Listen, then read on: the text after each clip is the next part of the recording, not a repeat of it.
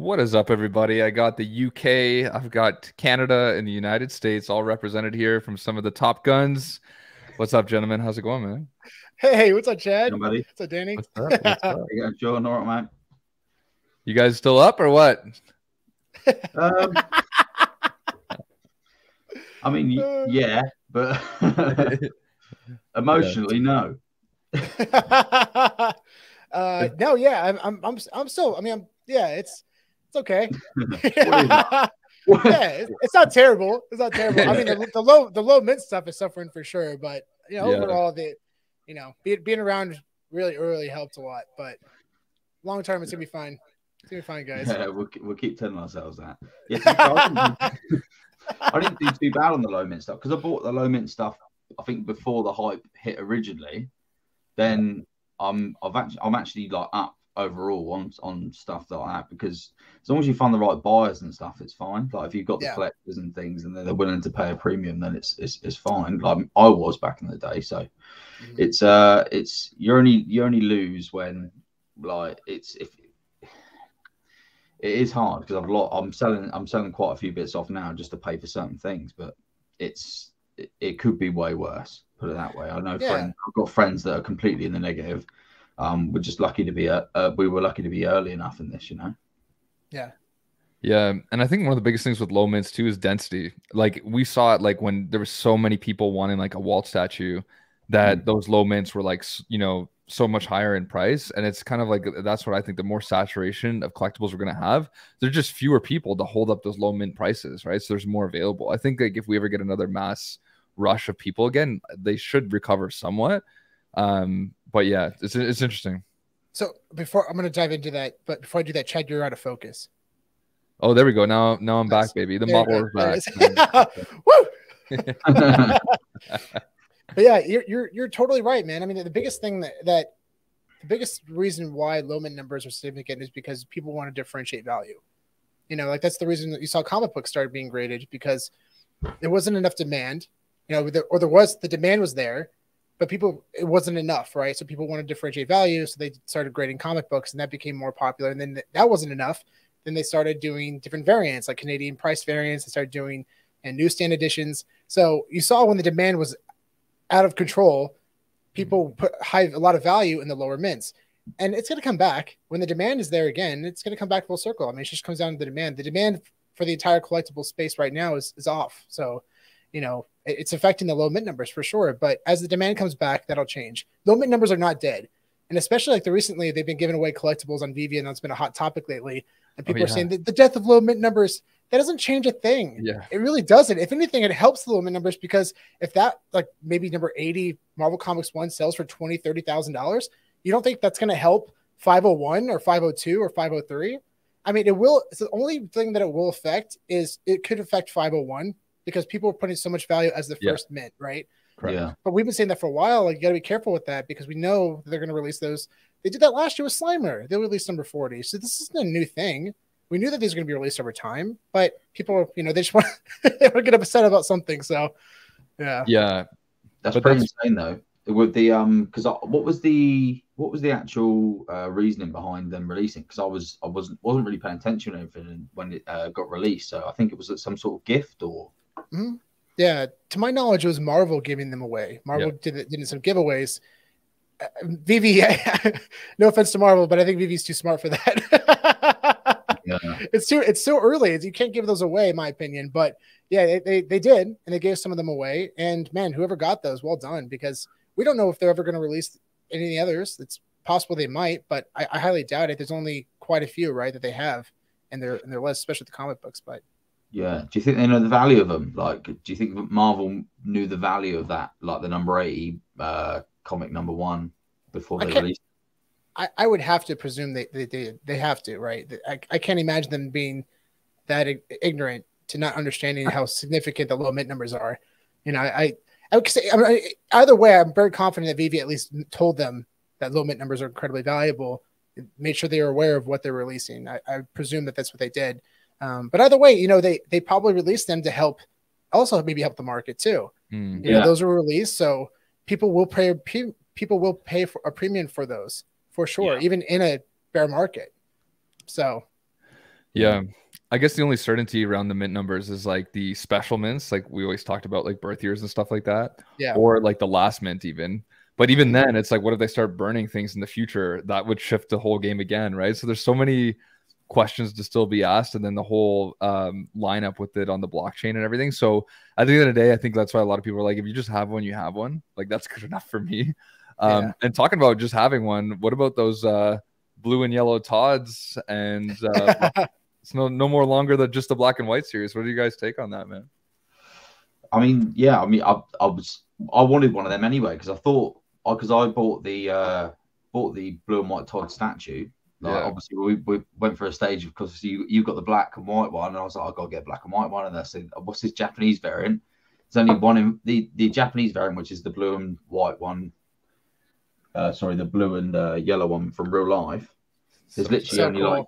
There's like I think there's 500 in the world because I think they're only made for the Japanese market. So yeah, don't drop it. I don't know, man. The blue. Let's see the blue again. That looks so sexy. Yeah, that's fucking sick. That's awesome. Excuse this blur because my room is a shithole. But the yeah, I was turning the blur. I turn this blur off. I don't know what's going on. But yeah, obviously the blue looks more reminiscent of the actual comic cover, I think. Right.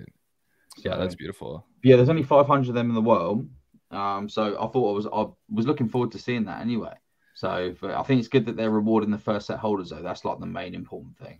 I love that. I love that. It's interesting too that there's only 2,500, like 1/3 of the supply. And I also think it's interesting that the first 500 users that also got verified will get either the Rizzo or the Mike Magnolia or both, right? Or just one or the other. Yeah. I don't know what the actual rules one or the other.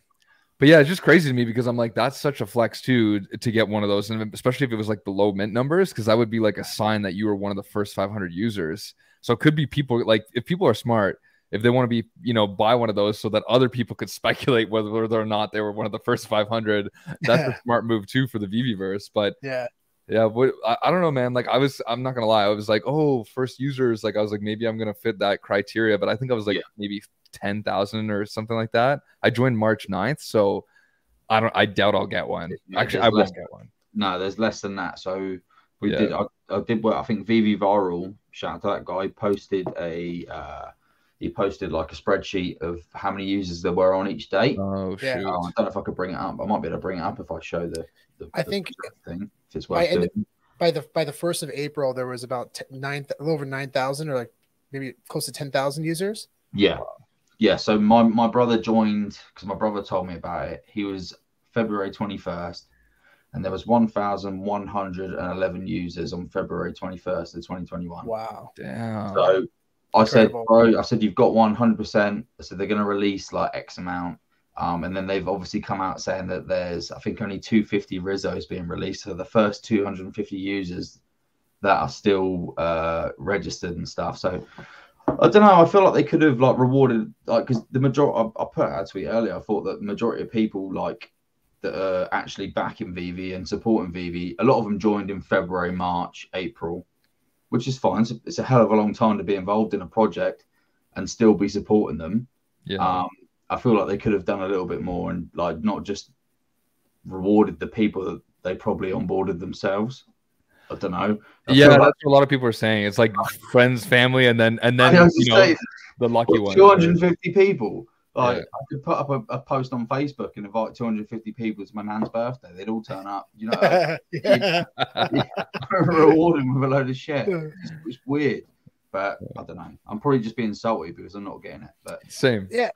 You know what I mean? But I'm just saying, I feel like they could, like the people that support them and like actually give them the most exposure are people that were from January, February, March, April. The people that actually saw what was going on. I don't know. I'm not slating them for doing the right thing. I think they've done the right thing, but I feel like it could have gone a step further. I'm not saying it won't do, but I'm saying it could have done. I think it's the first of many things they're going to do and explore. So I would anticipate this isn't the last time we're going to see early rewarders. Nah, it's a good move. Yeah, rewarded. Yeah. And I think the hardest part too is like a lot of this stuff is based on like objective criteria, because if they're like, oh, we'll give it to the top 100 influencers, then imagine being the guy that's like, hey, what about me? Or, you know, what qualifies an influencer? Is that over 500 Twitter followers? I think that's the hard part. But I agree that it would have been nice to maybe bump those number up to like, maybe Rizzo's would be like, I don't know, 1750 or 2000. And then there'd be like maybe 800 allocated or something, like, you know, just so that more people could win, right? Like I agree with that. Yeah, like I'd have, because in my head I was like, okay, there's 1750 Rizzos, the original Rizzo. In my head I was like, they're releasing 1750. My brother obviously joined 21st of Feb. I was like, mate, you've got one. I said they're going to airdrop to 1750 people. Like I said, it's a done deal. You've easily got this. Like you're early as fuck. Like no one, like there's less than 1,000 people in the app. He's like, oh, bro, I said it. He said, oh, it really helped me out, to be fair. I was just like, oh, mate, you've got it, no worries. And then he sees like 250. He's like, why have you done this to me? Just lied to him. Yeah. Should have been. And there's also been a lot of, you know, people criticizing also like some of the, I think it's the moderators or something. And I don't know if this is 100% verified, but they get like an option for gems or collectibles or something like that every few months or something. I don't know the details, but a lot of people were upset with that because they're saying like, instead of it being an actual, you know, currency or something, like it's taking out of the actual market, because some people would sell it for collectibles. But I was like, you also have to understand, like, you know, these moderators are doing this shit almost around the clock, and they, you know, like for volunteer hours. Like I think there has to be some kind of incentive too. And but I it's a hard one. So I wanted to, I know that's a tough issue, but I was curious to pick your guys' brains about that too. Sean, do you have any thoughts on it? I haven't actually thought about it. So I personally don't mind it at all. I mean, if anything, they're keeping their paychecks in the VV ecosystem. So like, what's the big deal about that? I mean, if they were adding collectibles to the total editions, I mean, that's messed up, right? But we know there's 4,333 waltz. So what, they get a couple waltz, even if it's sub, you know, whatever, 41. It's their collectibles. They get to do whatever they want with them. We know that they've talked about this for the past year and a half, that they're going to be releasing these for giveaways for whatever they want to do. I mean, Dan even mentioned that, I think, in a tweet, that, you know, these are going to go to some of the people who work within the company, and whoever they feel deserves these should get them. So yeah, I don't see it being a problem. And it goes back to they giving them. We need to like back up a little bit, because I don't know anything about what's been given out. I'm missing. So moderators have been. I've seen it on Twitter. So let's just go through it, because I'm intrigued now when you're saying they're going to get 40 sub 40 volts. I don't think that's the case. That's not what happened. That's not what happened. Yeah. Hypothetical. But I'm saying, even if they did receive those, but I think they received like some Walt statues, and I mean, that could have been just any random mint number. But I don't understand what the big deal is. And so what? Maybe they're not really. Are they being paid at all? You know, are they just being compensated through Veve? But either way, like they're keeping their paycheck within the Veve ecosystem. So, you know, how can you be upset about that? Yeah, as long as you disclose what I feel like it's disclosure. That's probably more than the main thing. I think if I was offered anything, like say I'm promoting Veve or anything like that, I think there's like, I think I saw someone say, as long as you're disclosing exactly what you're doing, there's no whatever. So look, I'm promoting Veve, but I've been paid or something like that. It must be some. I saw something saying that there's a law or there's some sort. Yeah, even YouTube has that. Like if you have a sponsored video, you have to disclose it. Yeah, exactly. Yeah, which is like general courtesy. I mean, I have no idea what these moderators are. I'm not even in the Veve Discord. Right? We've always been doing our stuff in our own private ones. But if people are getting paid, fucking good for them. Like, if you get money, like, great. I don't understand. If you want to come pay me, I will promote it. Yeah. And I will disclose everything. Yeah. I feel for them, right, Sean? Like, I feel for Veve sometimes, man. If I was offered it, I'd be doing the exact same thing. I'm just trying to really just understand why people are upset. I'm just really trying to understand, because they put in the hard work. Yeah. They're being compensated for their work. Yeah. What's the problem? You know, and even like the lower mint numbers, you know, people getting upset about that. But that's why, you know, for our Veve slabs with Brandon Cherry, big shout out to Cherry Charts. We always anticipated the percentage of all of our collectible or comics to account for the ones that aren't released yet. we're accounting for those too, because we fully expected some of those to be released over time. We can't ignore those don't exist, because they do exist.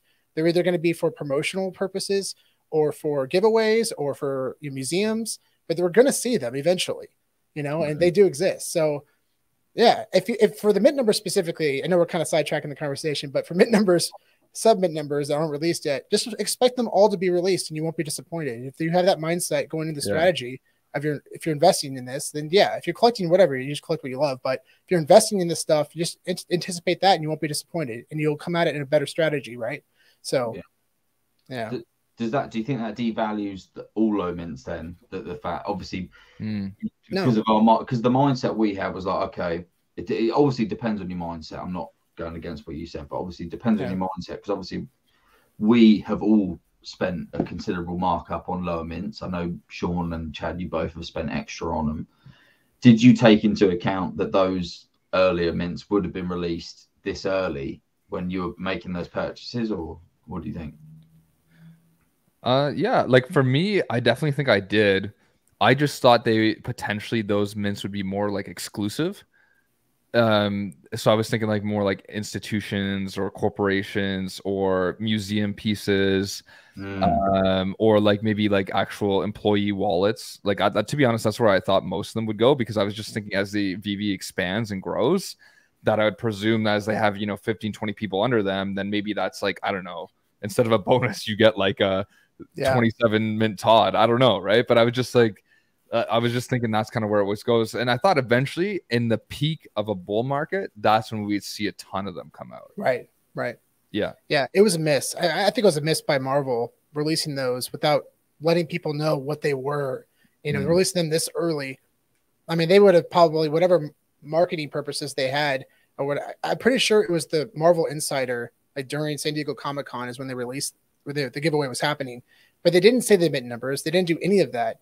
And it was a huge miss on their part, because if people saw that in the community, they would have gone bananas, and these giveaways would have gone viral. Yeah, but, and it's a marketing miss. But yeah, so that makes me think that they didn't know what they had.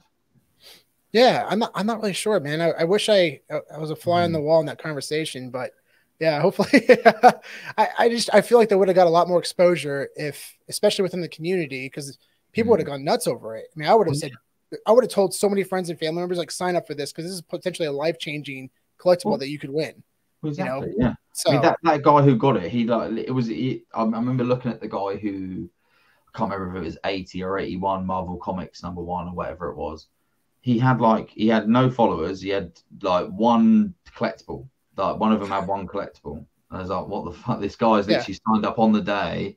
Like, he doesn't even know what he's got. But on the other hand, he could have listed it for $100 and not knowing what he had. But he obviously knew to some degree. Someone's obviously said to him, yeah, list it for 30K. Yeah. I don't know if it's sold or what, because I haven't looked on the market. But I mean, in my head, like, I can't help but feel like it has devalued it a little bit. Yeah. Because I feel like we should have, I don't know. It's because I've spent so much money on them. I feel like a bit, do you know what I mean? A bit salty about it. That's probably the only reason. I'm just looking at it from like a buyer's point of view, where I'm like, okay, well, I've sort of put a lot of money, but that's a risk that I took, and I guess it hasn't paid off, or, you know, it's just a little bit, you just don't know where you are with them, you know, if they're going to, if they could release all 40 previous waltz, and now my 57 is worth like 3K and the base floor is worth like 1K. It's just like it could happen. I think it really just comes down to the demand, though, right? It comes back full circle to the demand. I think comic books is a little bit tougher because you have, you know, for MC1 you have 500 that are held. So anything below 500 could potentially be released. It's what's tough about it, because you just don't know. You don't have the data. You just don't know what for sure is going to be released or not. So it doesn't really help. You know, backtracking a little bit, it doesn't really help that for that reason, because you just don't know. But I think low numbers in general are going to do very, very well long term. Yeah, I mean, So I'm still very excited for the future of low mint numbers. And no, they're not dead. They're far from it. We're just in a bear market right now, and they're just not as significant as they were during the bull market. But that just comes down to the demand aspect. Yeah. And it's amazing too. Like, we see this, like, you know, like like what you guys talk about with comic books as well, with like very few in existence, and you have super high demand, and that's why you get to those $1 million price points. And it's like we've already seen this, guys. So it's not as if this is like rocket science. It's not as if like principles or the universe is like unhinged and things are going to change now. Like if we get back to that same kind of demand, like Sean's saying, and you know that like that same kind of mentality is going to come back. Where how do I differentiate myself from the next guy to be a slightly bit better, right? And it's just like that's, and we've already seen that happen. Now the only thing I'm interested about is because NFTs as a whole have increased in the amount of additions and, you know, all these things on OpenSea, etc. It's like, you know, now we're going to start to see this philosophy play out, whether or not like the sustainability comes from licensed IP, or if there's like Bored Apes could actually maintain that same leaderboard that it's had, or if in the next 3-4 years that trickles out and maybe licensed IP starts to be the new, you know, Godzilla of the NFT space. It's going to be interesting. But all I'm saying is like these, you know, first appearances on the blockchain of these huge assets, I don't see how they're not going to be significant when every principle in collecting from everything physical says they are. Yeah. So I don't know. Yeah, I mean, that going back to Todd, you know, which Todd is going to do better over time? I think they're both going to do great. I think the blue Todd's going to do really well. It's much more scarce, but but yeah, I mean that's the OG. It's the FA stamp. It's the first DC NFT, and apparently the first Veve NFT. So I mean, there's so many things going for it. It's a safe floor with big upside, right? As a collectible, right? Yeah. So do you if like back to what you were saying, Chat, with the old OpenSea NFTs and things like that? What have you noticed with the OpenSea? Like obviously with Bored Apes and stuff, I feel like there was like some sort of lawsuit, wasn't there, between a lot of people, like mis-selling. Don't know if you heard about that. Yeah. Like people were they're being sued for representing Bored Apes, like, and that IP is not established in the world. All it is like obviously celebrities and things. Can that last as an IP, like just because celebrities back it, or is like I think it's like nobody knows, I guess. I mean, I think the thing for me is like, just like Batman came to be, you know, a really important character, like Bored Apes maybe in the next 10 years are going to have that same kind of stature in the metaverse, and like Bored Apes could be the thing. But I just think that like there has to be so much backing it, and it's just like, you know, celebrities have to continue to be involved, you know, companies, all these different things. The money still has to go into crypto. It's just it's like high risk in my opinion, and not to say that all NFTs are risky, I would say, but like that's even more high risk, because at least with IP and knowing that like Disney, the company Disney, is like invested into Veve and into these NFTs, I'm like, okay, I feel way more comfortable knowing like a $200+ billion company is there that's lasted through the ages than like Bored Apes on the fly with, you know what I mean? Like it just makes more sense. Totally. Of course. Like, and sorry, Sean. Go ahead. Danny, go ahead.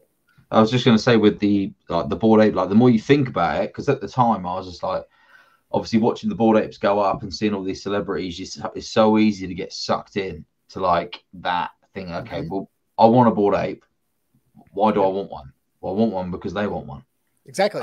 That's it. And it's like, okay, well now I'm going to pay a ridiculous amount so I can be part of that club. The 10,000 people that are in. And then after that, what? I go to a party. I mean, I don't know if you've seen the Bored Ape parties. I'm not saying they're horrendous or if they're like any good or whatever. I haven't been to one. I don't know. But from what I've seen, it doesn't look all that great. I mean, it's the thing that holds it up is the people that are buying them. And there's no heart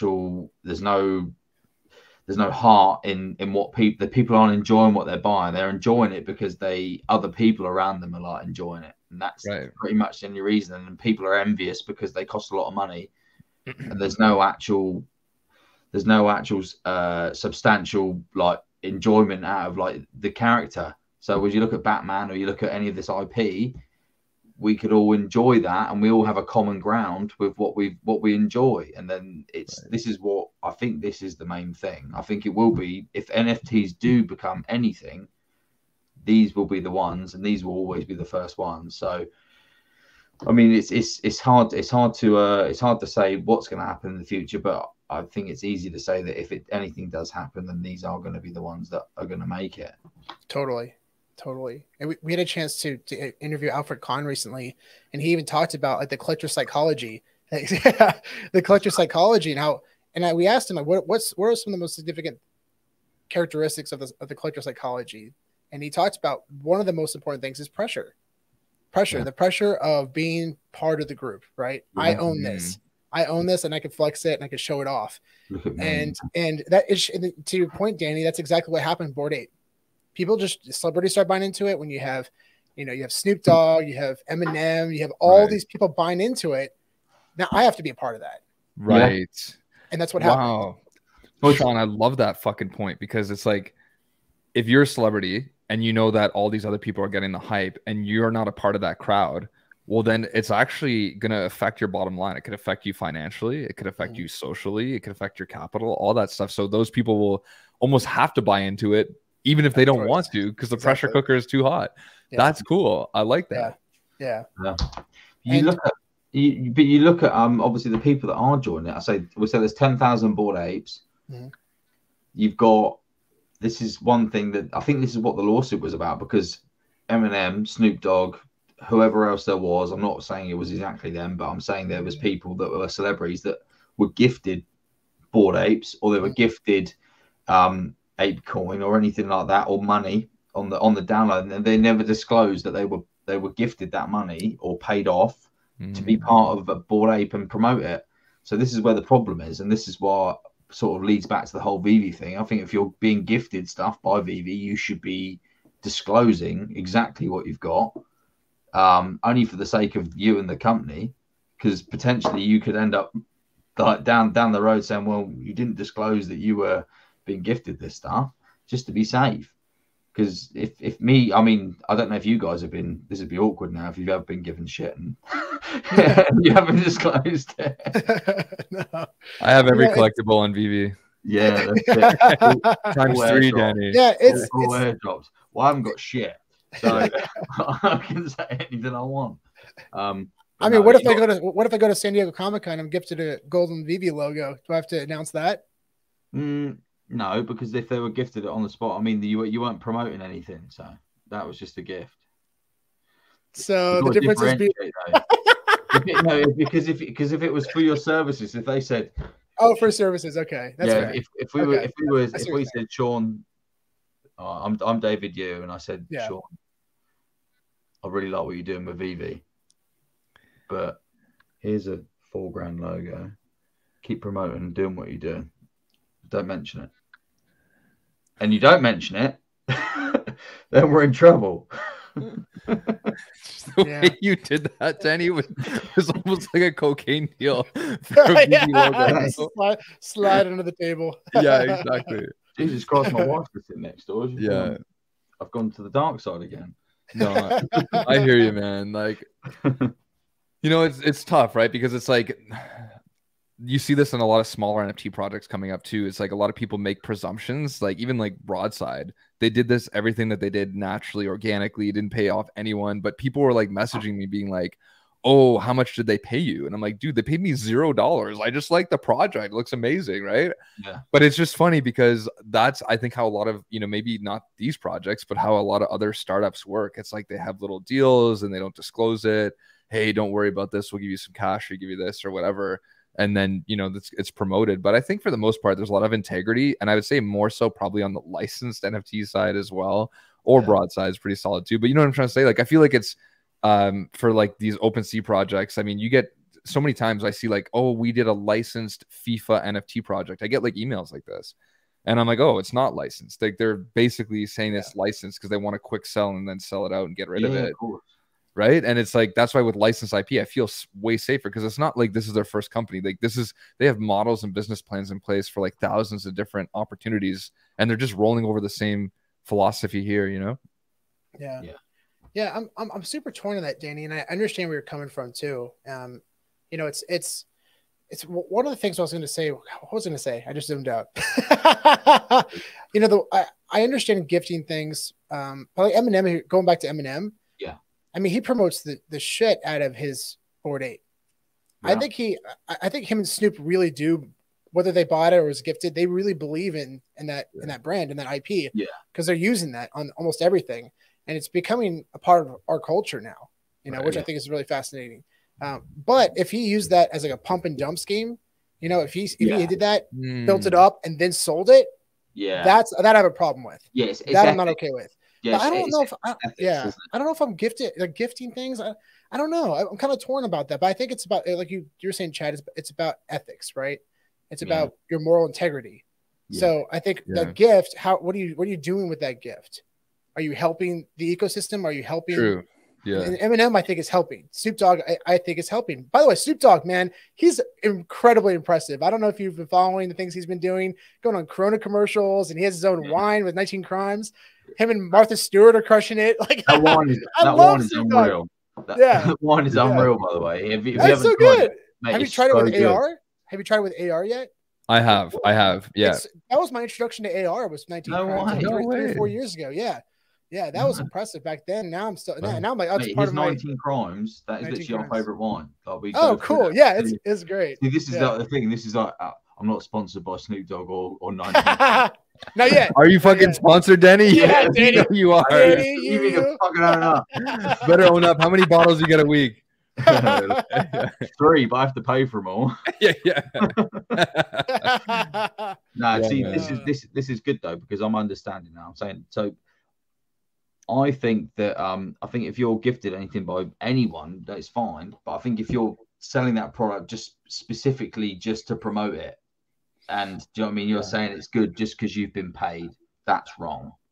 Let's just do the bottom line. If you're an advocate of Veve or an advocate of the project or an advocate of 19 Crimes wine, and they give you, they appreciate your support and they gift you some, then there's no problem with that. Yeah. There shouldn't be any problem with that. Sorry for the misconception there, but yeah, I'm just trying to say that I think if you're gifted anything, you should it's depending on the circumstances anyway, isn't it? Do you know what I mean? It's not as if you have to tell. This is no one else's fucking business if you're gifted something by a company that you work for. Who cares? But I'm saying if you're not, it's all about integrity at the end of the day, isn't it? It's integrity and being like, if you're not generally involved with a company and you're just like being, just because you're a personality at the end of the day, if you're a personality, you weren't involved. Like you guys, your personalities in Veve, but you're also involved with the company heavily. And that's the reason you are personalities in this space. So any deal or anything that you do is always in Veve's best intentions. So. See, Danny, thanks, buddy. So you hear that, Veve? Send me a blue Rizzo, okay? Thanks, guys. Hey, me too. Thanks. Yeah. And a bottle of 19 Crimes. Yeah. 19 Crimes is the best. We'll just cheers together. Yeah. Yes. It all went according to plan. Yeah. But man, what I love though, guys, is like as much as we're in this like major dip right now across the world, like, I never forget somebody said this to me early on. They're like, we're going to keep each other warm in the bear market. And that's exactly what's happening now. And, we're really on the precipice of change, right? When we're like not doing a lot of physical production on top of short or supply chain issues, you're seeing less and less things be created. A lot of things are shifting to digital, Netflix, streaming, AR, soon to be VR, a lot of stuff. And so, it's really interesting. And I think, Danny, you and I both learned a lot from Sean on this, is all the physical products that are starting to get graded, which I think is so cool.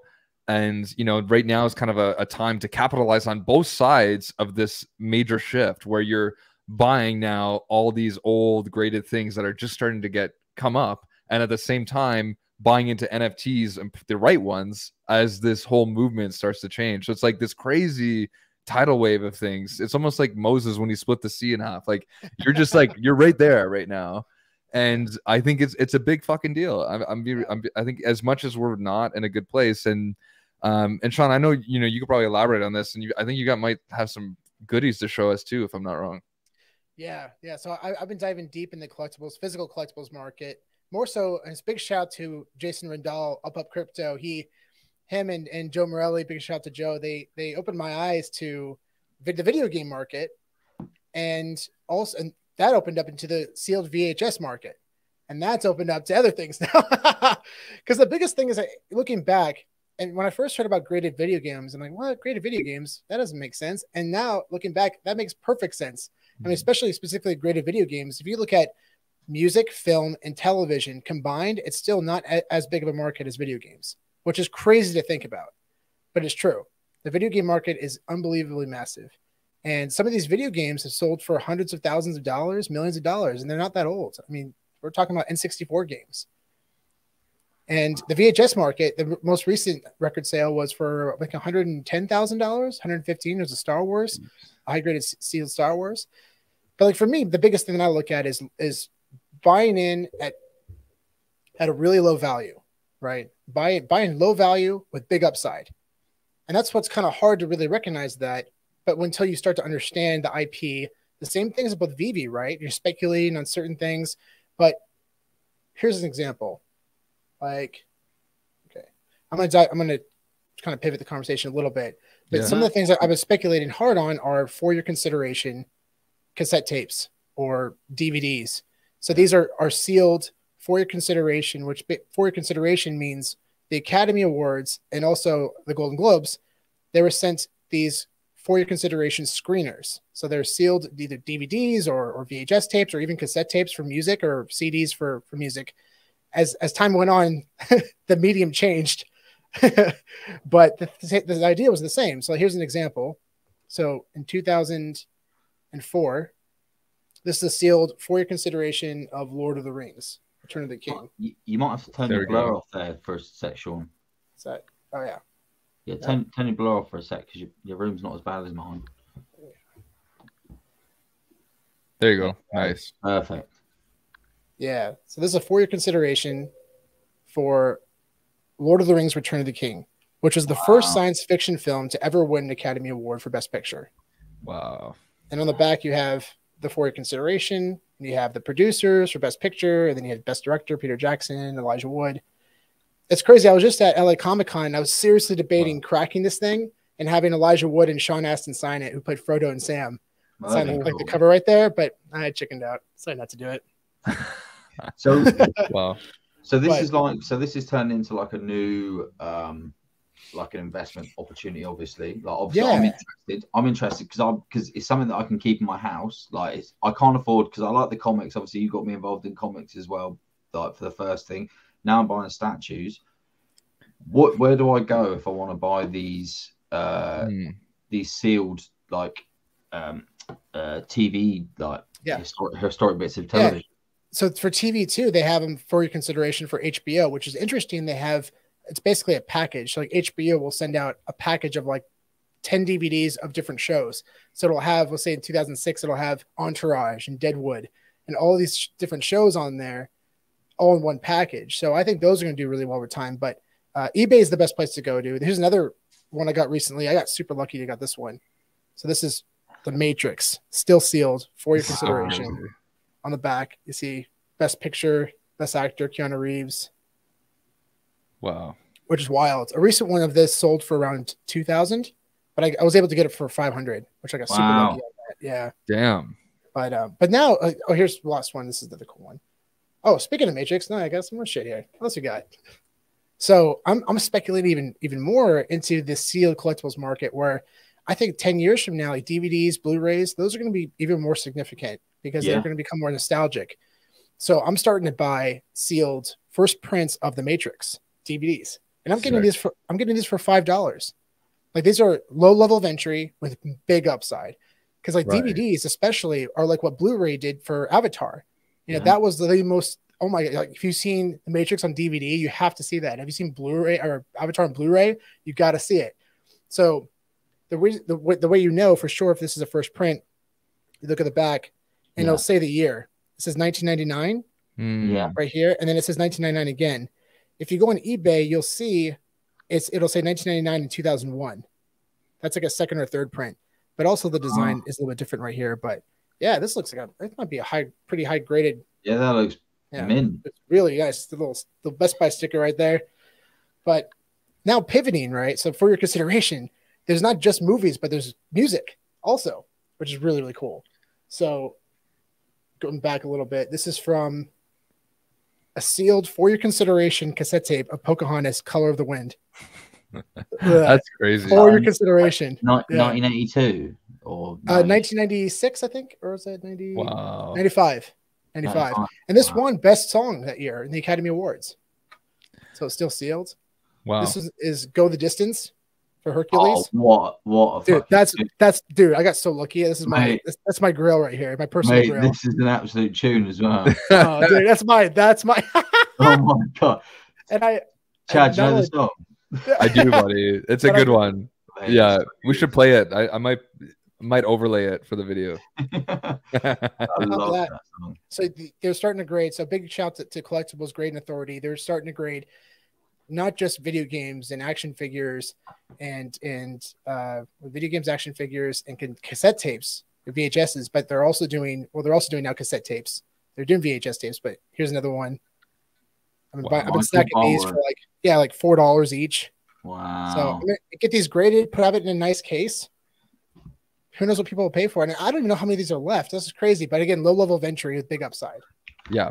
I'm typing in eBay now because I'll actually and now but the world changes, the medium changes, people stop listening to cassette tapes. You can't buy a cassette tape anymore. And then CDs started coming around. So here's For Your Consideration of Remember Me from Coco.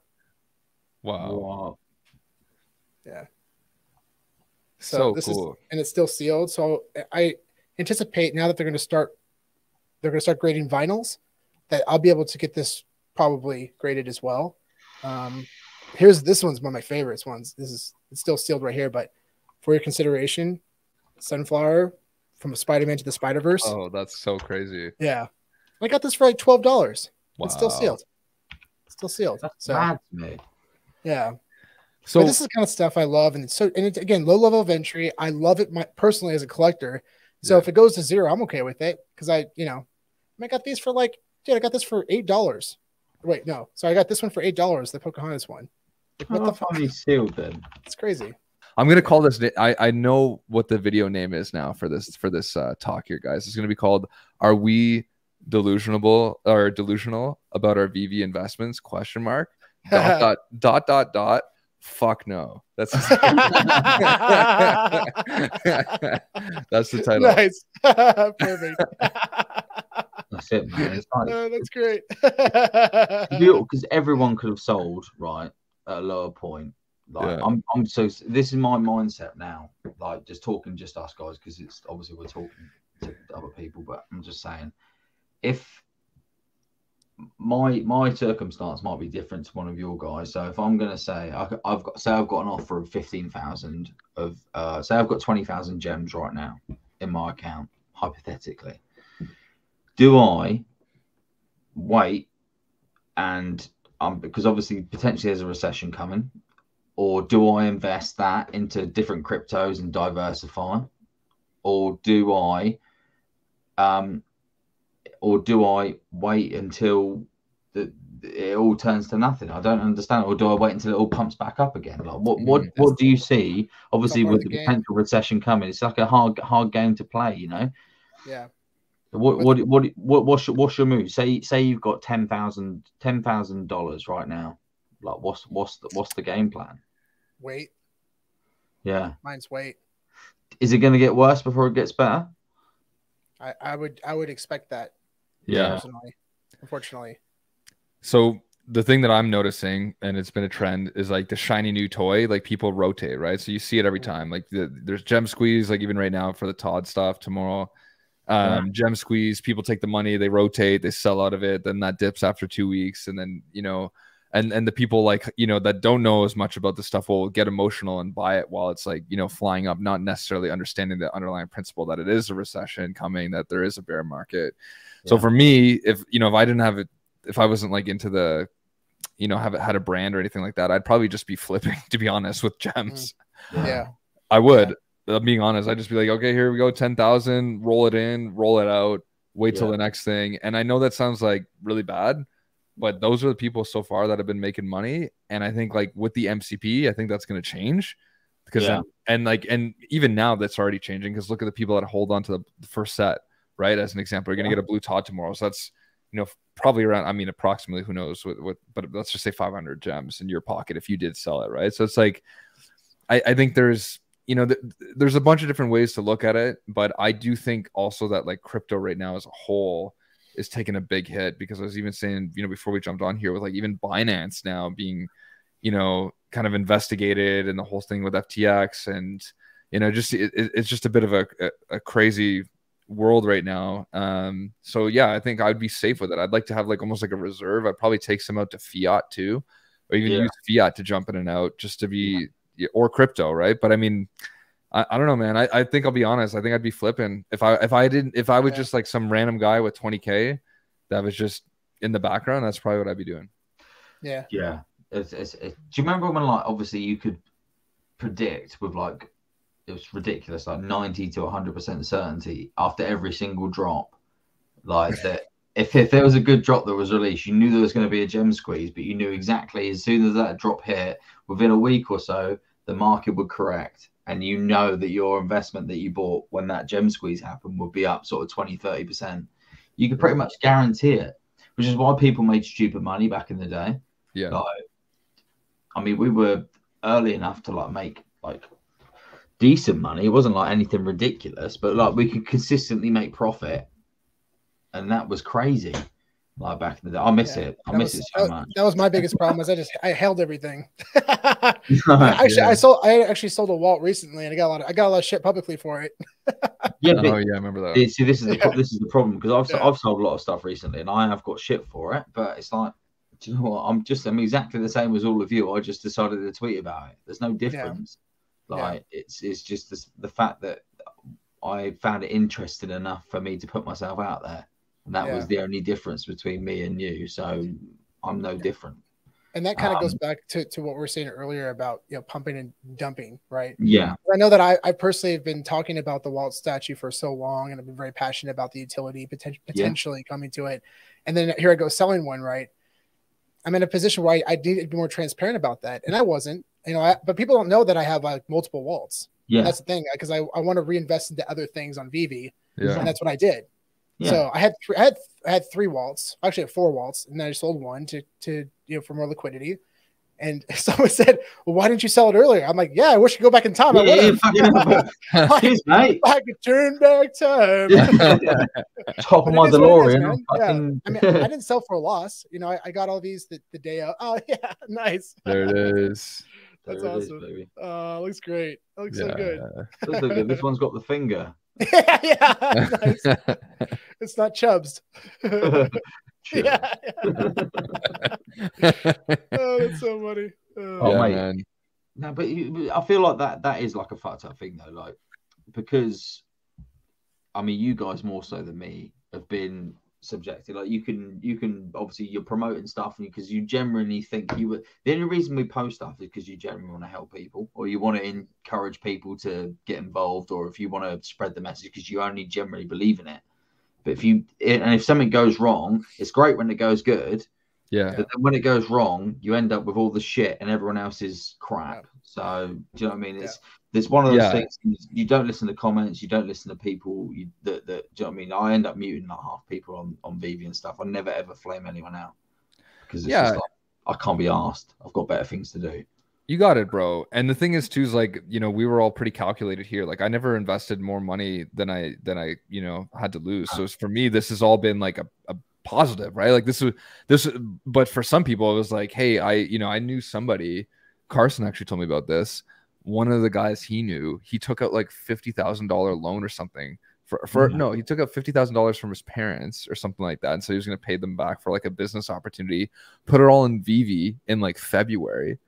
And then just like ate shit, right? Like he's probably, I don't know, there's probably at least 90% reduction in what he put out. So it's like, you know, there's people like that too, that are just like taking these crazy gambles. As like, you know, put it this way, like there's been so many things that have come on that I'm like, man, I could take some money out here and just put it in and like, let's hope this runs. But I've missed out on so many opportunities. I've also made some things, but it's when I was in a position to do it.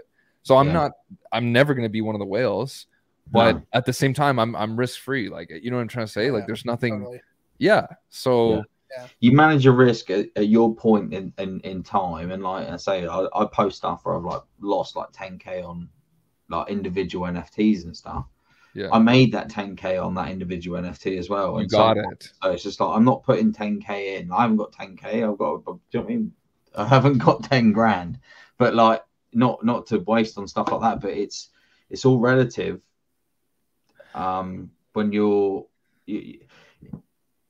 When you've not made the money, or say with investments and stuff, if you take out your initial investment, you're not emotionally attached to it. Yes. Yeah. So I find it easier. People are like, how can you even leave 10 grand or 100 grand in that trade? I'm like, well, I've taken my initial investment out. So the thing to me now is it doesn't matter. So I always advise people to take out your initial investment. If you go into profit and it's a substantial amount, take out your initial investment. I promise you will feel a million times better. Because you're playing with house money at that point. House money, baby. Yeah. That's it. So say, like, I can post stuff like I paid 22,500 for a 12,000 mint Donald Duck. Like, what am I doing? Like, back then it doesn't really, but it doesn't bother me anymore because I made 100 grand on a wall. It doesn't matter on 4 or 5 volts. It doesn't matter. So yeah.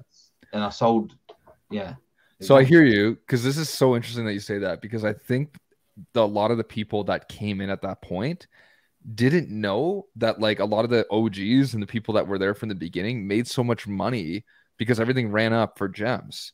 So, like, even me at one point, I had like 33,000 gems, and I posted me buying a Spider-Man for like 17,000. But all that was like that was just from like, you know, from trading things or from selling things. Flipping, it wasn't like it's not like I took 33 grand from the bank. No. You know, but a lot of people, I think, thought that. No, because they did. Because they didn't know. Yeah, exactly. A lot of people at that time did. And I know personally, I'm not going to like bad mouth anyone because personally, I knew people that spent a lot of money in January and December. And they're like, oh, I've had a shit year. It's COVID. Like, I want to make some money. I need to, like, everyone's making money. I need to get in. And then they end up putting 10 grand in at like a last ditch effort to make some money. And then they end up eating shit. And it's sad. Like, it is sad, but that is calculated risk. And it's just one of those things you don't do it again. I've done it. We've probably all done it. I don't know. I can't say for you guys, but I've lost stupid amounts of money in single things because I've made stupid mistakes. So it's one of those things you learn sometimes a hard way. Yeah.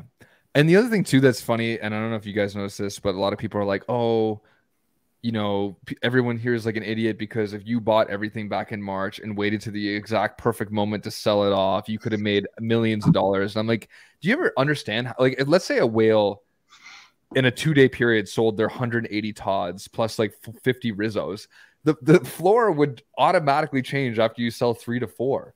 Like, people don't understand that concept of, like, when you're selling things, it's not like anybody's like, okay, this is the peak. Let me buy 180 Todds from you at the exact peak, right? It's like a lot of these guys that know this game well will sell incrementally in the cycles. So they'll be like, okay, I bought 100. I'm going to sell off 5 when it gets to like 20%.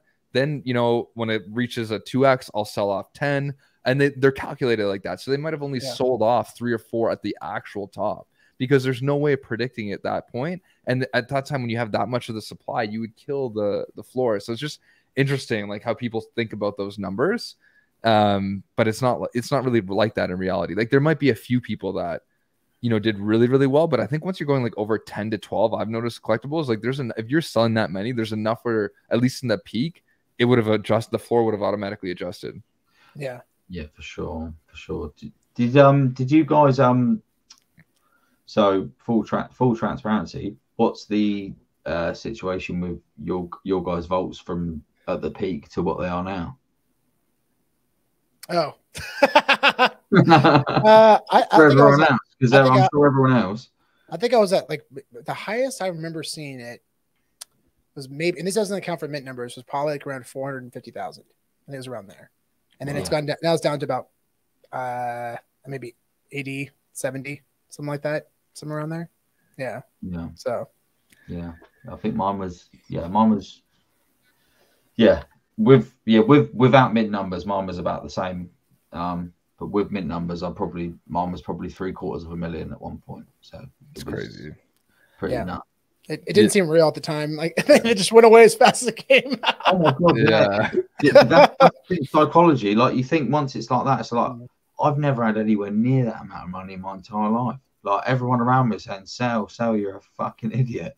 What do you do? What do you do? You just think, oh no, these are my ride or dies. These are my boys. I said this is going to 1 million. I'm not stopping till it goes to 1 million. But psychology, you know, and you learn the next time. Okay, perhaps I should take a little bit of profit. Yeah, 100%. And that's something actually Al brought up also. So what's the best piece of advice you can give? He's like, sell for for profit.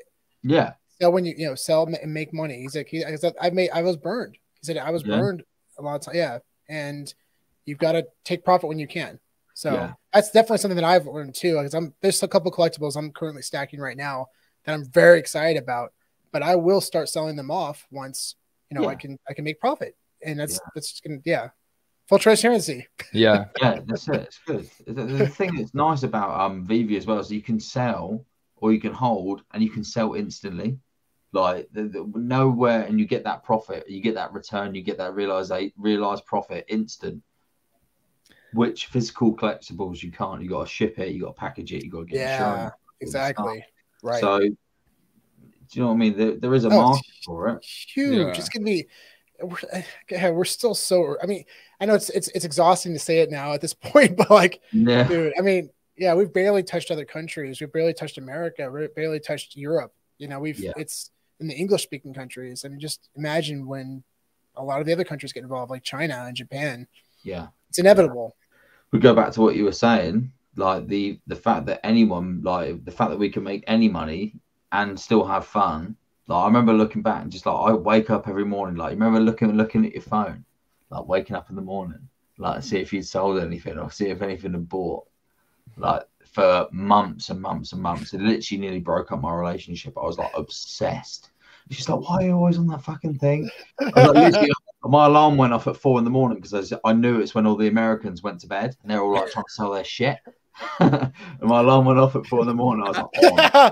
By the way, everybody, she's amazing and very patient. So that says a lot. Yeah, super patient and extremely out of my league. Yeah. That's so funny, Danny.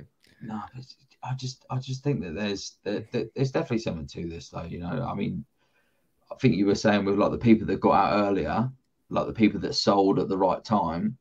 I think that's going to be us in 2-3 years' time. Because these people have been through those mistakes. They've been through this shit before. They probably lost $2,000, $3,000, $10,000 on silly things or whatever. And like I said, about selling off or taking out your initial investment, you take out the initial investment because you're not emotionally attached. And if you're not emotionally attached, you don't make rash decisions. If you don't make rash decisions, you don't make stupid choices.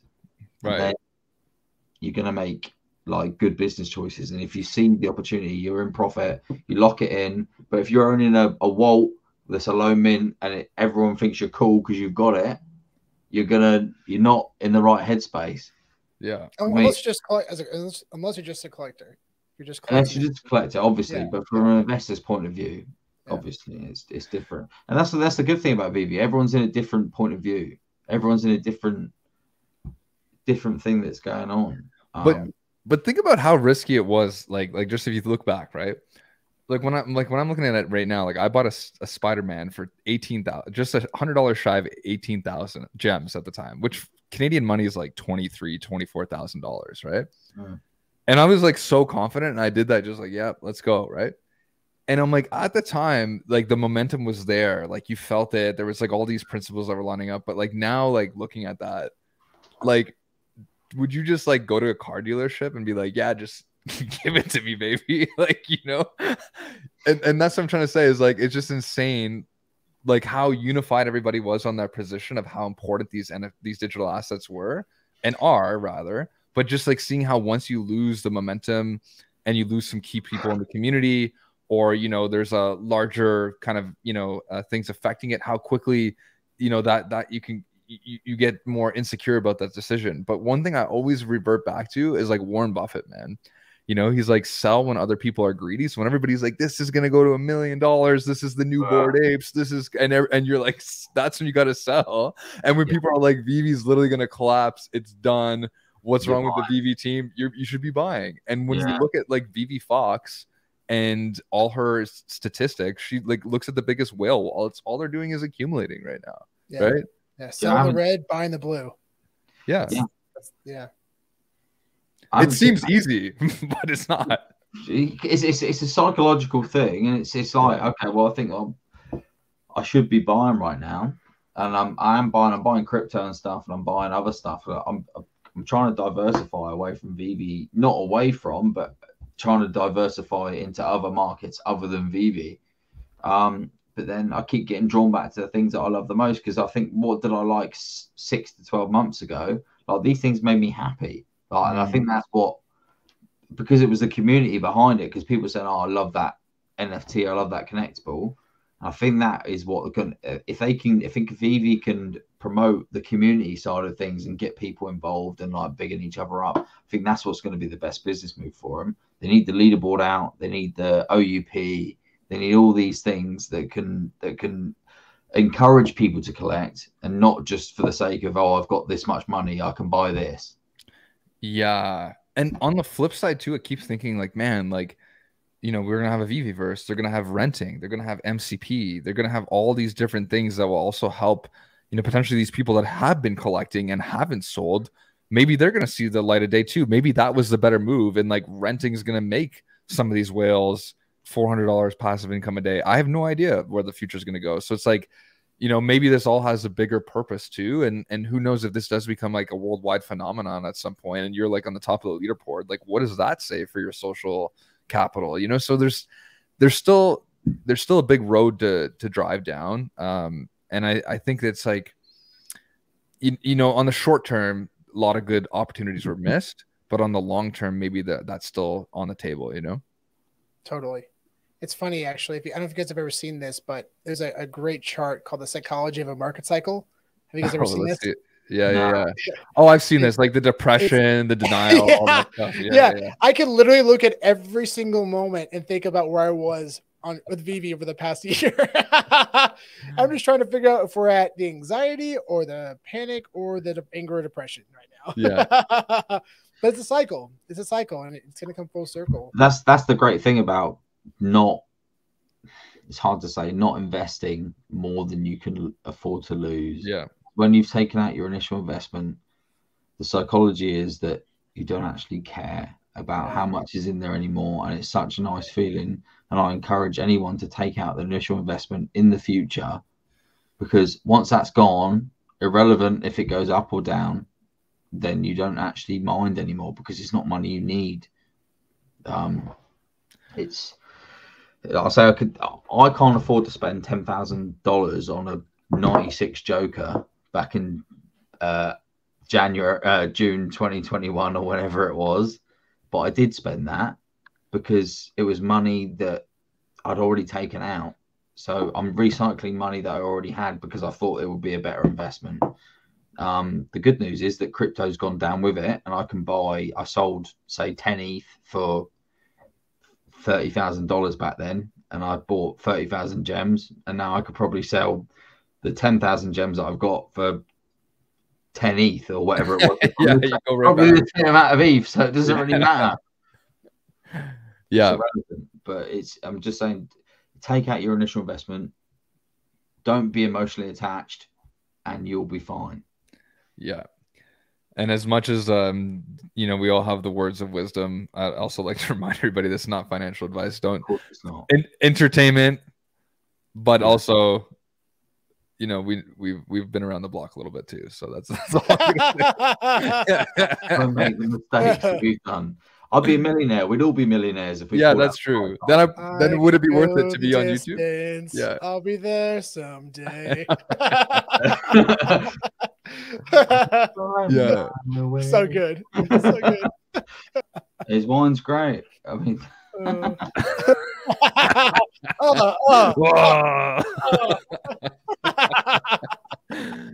right, guys, listen, I think I'll cut it off there because I think we're just gonna keep going. But you guys are legends, man. Thanks for coming on.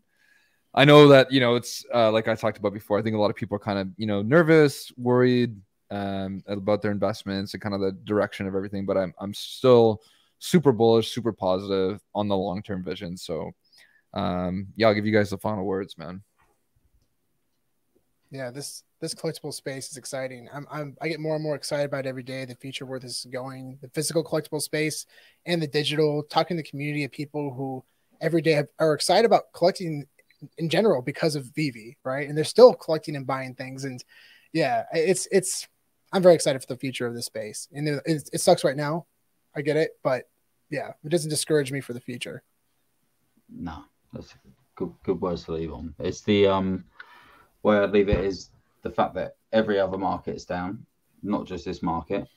Don't feel like it's your investment that is the only one that's down, because everyone's investment is down, regardless of when they bought from. Some people, if they bought early, they're fine. They might have broken even, but at the end of the day, if you believe in your investment, you'll come out of it in the good at the end. So